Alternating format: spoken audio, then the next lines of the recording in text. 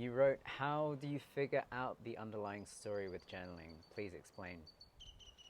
And I sent you a written response and I touched on it, but I wanted to elaborate a little bit more. So what I said was that how the underlying story is the problem story, which is usually masked by more surface level symptom stories.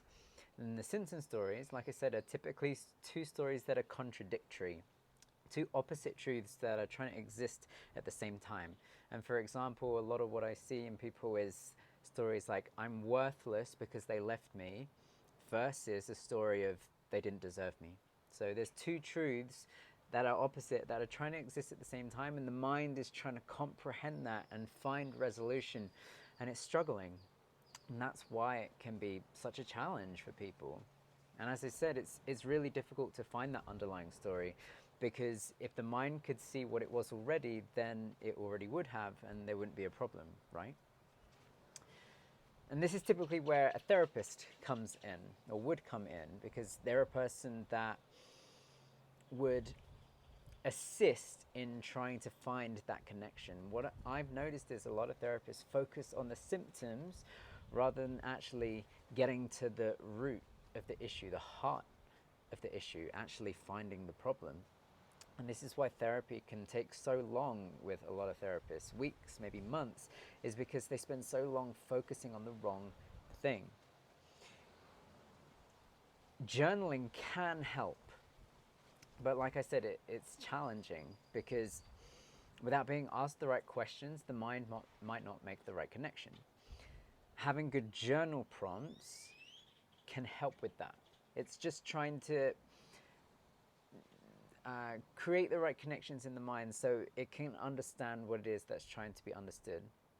And the reason that's challenging for journaling to do is because it's not specific to whatever it is that's actually your unique underlying problem, or even your surface problems. Now, there can be a lot of overlap with people, and so some generic journal prompts can help, and I've got a few here, and maybe these will help.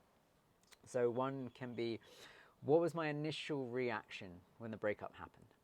Taking the opportunity to really investigate what it is that you experienced when the breakup occurred, because that can point to the actual root of the issue. Another question is, how did I interpret these events? So there's first order reality and second order reality. First order reality is the actual experience, sensory experience. Second order reality is our perception of that. It's the reality we put over the top of it, the lens through which we view first order reality. So instead of seeing your perception of what occurred, see if you can actually focus on the sensory inputs, what was said, rather than what you experienced from what was said, or what actually happened rather than how you felt because of it. This is the difference between the two. The first order of actually what occurred, and the second order of how it was interpreted through our lens of perception. Another question, another journal prompt that might help is, what stories or beliefs about myself did this breakup reinforce? Now, this can be where these more surface symptom stories can start to kick in. The beliefs that we have about ourselves. The idea of not being worthy, or not being good enough, or abandonment, or not lovable. All of these stories, which are really beliefs, but not actually the underlying issue. In getting to investigate all of those stories, all of those symptom stories, there's then the opportunity to expand our perception to then be able to find that underlying story where the conflicting ideas can find resolution. They can find alignment rather than conflict. And that can then create the space to be able to move on. I'll give just one or two more journal prompts that might help.